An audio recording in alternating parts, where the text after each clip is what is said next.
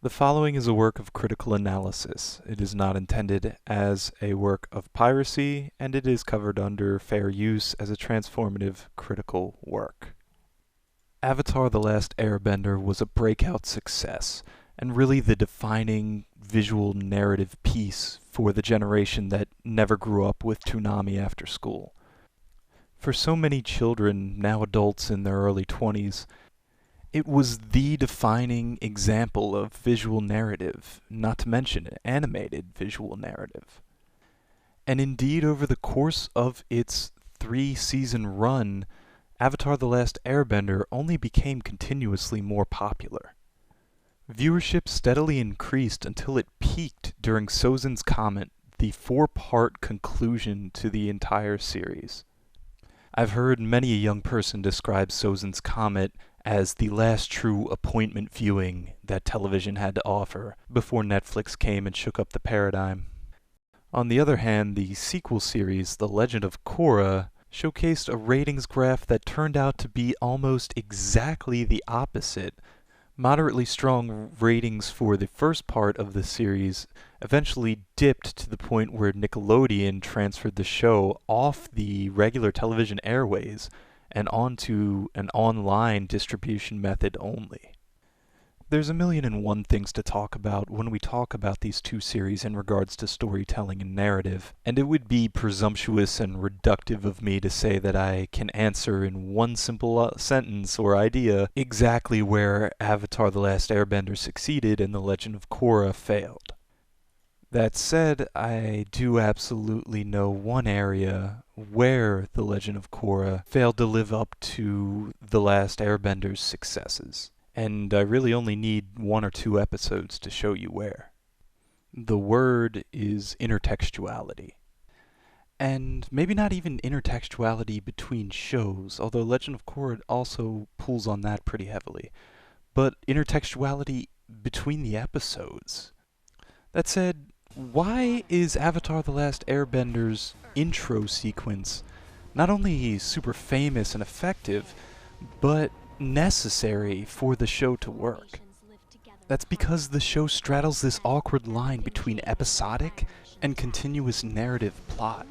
When a new viewer comes into The Last Airbender, they are brought up to speed with the plot immediately. Each episode can function pretty much independently, simply because of the introduction. That is to say, regardless of what the current plot is or anything that happens in the episode, you're still very much aware of the outlying goal of The Last Airbender. That is, Aang has to learn water, earth, and fire bending, and then save the world. You'll note that while the Legend of Korra intro mirrors the Last Airbender intro in a number of ways, it doesn't contain that same objective. And that's one less thing for the nascent viewer and potential fan to latch onto. And the previously on segments that often follow the intro may not be as important as you may think. For example, here's quite possibly one of the worst episodes you could come into The Last Airbender on. Episode 38, The Earth King. Aside from Long Fang's introduction, nothing else makes sense to the new viewer, and it really doesn't have to. Take a look at what happens in the next scene following that previously on Avatar segment. I can handle you by myself. I missed you, buddy.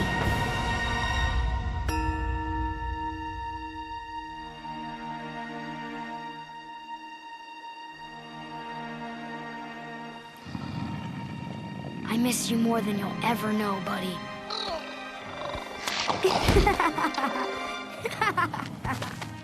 Look, we escaped from the Dai Li, we got Appa back. I'm telling you, we should go to the Earth King now and tell him our plan. We're on a roll. 1 good hour after weeks of trouble isn't much of a roll. We can build on it. If we want to invade the Fire Nation when the eclipse happens, we need the Earth King's support. What makes you think we'll get it? I don't know if you've noticed, but things don't usually go that smoothly for our little gang. I know, but I've got a good feeling about this. This time will be different. Sokka, Long Feng is in control of the city. His conspiracy with the Dai Li is too powerful. I think we should just keep flying and leave this horrible place behind us. I'm with Sweetness. I've seen enough of bossing, say. And I can't even see. But now that we have Hoppa back, there's nothing stopping us from telling the Earth King the truth about the conspiracy and the war. See? Aang's with me. It's the whole reason we came here in the first place. We have to try. Well, I guess if the Earth King knew the truth, things could change. I don't trust the new positive Sokka. Longfang brainwashed you, didn't he?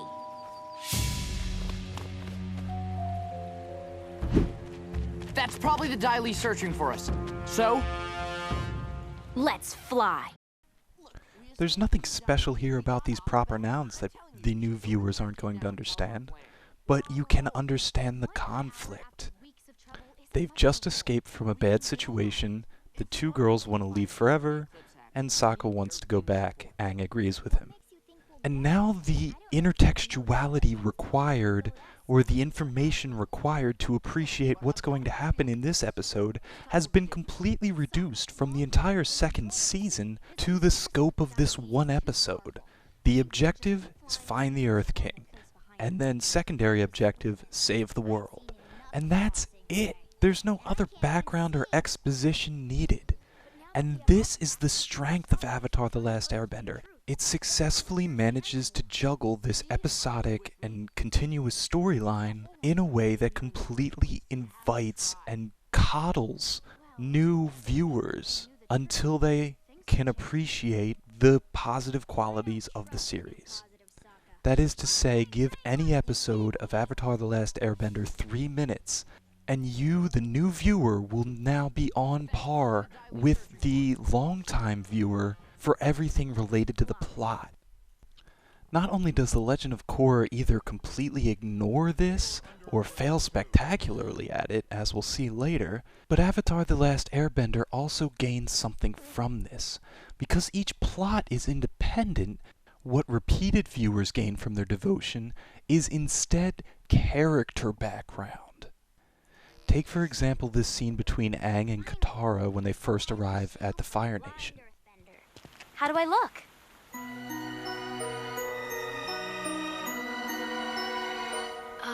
Your mom's necklace. Oh yeah. I guess it's pretty obviously Water Tribe, isn't it?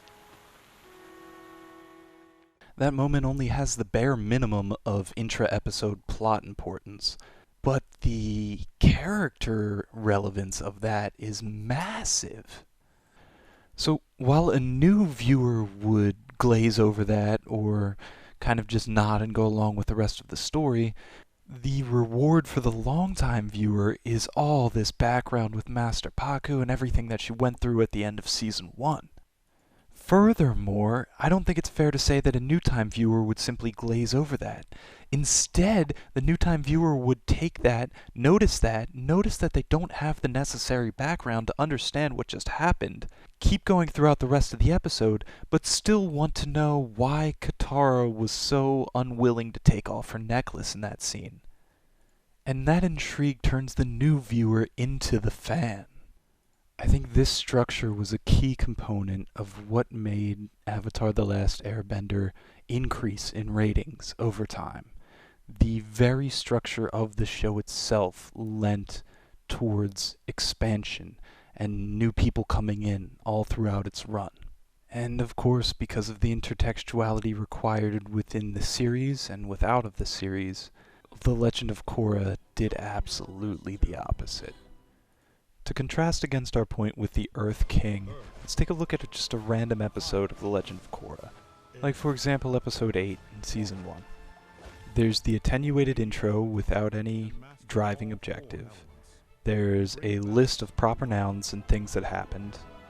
Notice here that the objective is tied into the proper noun. The goal isn't save the world as it is when we go into the Earth King episode. Instead, it's who will stop Amon. What is Amon? Why does he need stopping? The new viewer has no context. And that would be fine if Korra would then give any context for the episode. But to be honest with you, the people that step off the boat don't seem too concerned. Instead, we get this. references to other episodes within Korra, references back to the Last Airbender with the air bison. It's not bad from a character perspective, but we have no idea what's going on, or why we should care about any of this. Everything is instead dependent on the intertextuality of the series itself. It is one long narrative that is tied together very closely. And if you missed the beginning 7 episodes, why would you be watching this? Why would anyone pick this up?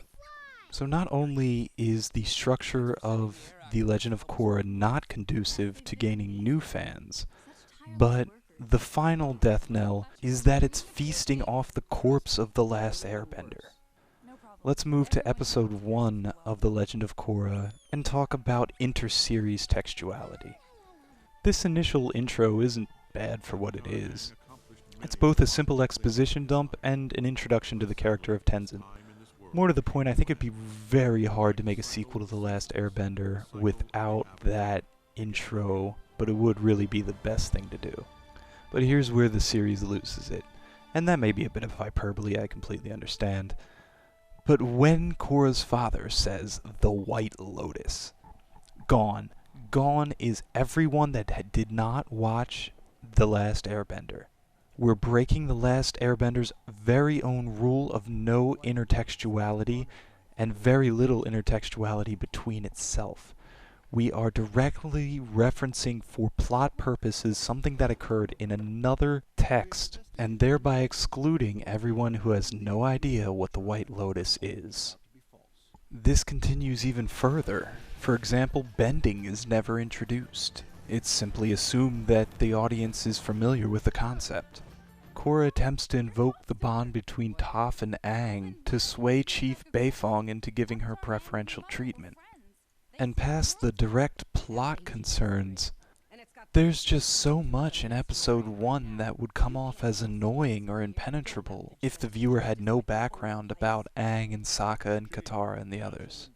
What happened to Zuko's mother? It's not my brother's time any longer. All of these references are put front and center, as if they're meaningful or something that's important. That may sound absurd to list those as negatives that are damning the series. I mean, of course everybody knows what bending is. Why else would they be here? And that's exactly the problem. No one else is here. Notice I didn't say anything about the characterization or the writing or the dialogue, most of which I think are middling towards bad. Ever since you were a little girl, you've excelled at the physical side of bending, but completely ignored the spiritual side. I didn't say anything about Nickelodeon. I didn't say anything about a teenage, dark-skinned female protagonist or time slots, because I honestly don't think a lot of that matters. The startling thing for me is that The Legend of Korra was made by the same creative team that came up with everything that was good about Avatar. Did they forget it? Did they ignore it? Did they think it was not the reason for the show's success? Were they completely ignorant of what they'd done to make Avatar: The Last Airbender such an approachable series? I have no idea, and like I said, it could be a convolution of a million different factors. But this point, at least, was always crystal clear to me. Through its measured use of intertextuality, Avatar: The Last Airbender invites new viewers to become fans, whereas The Legend of Korra punishes anyone who's not already a fan. Everything else aside, what else were we expecting? You're under arrest too.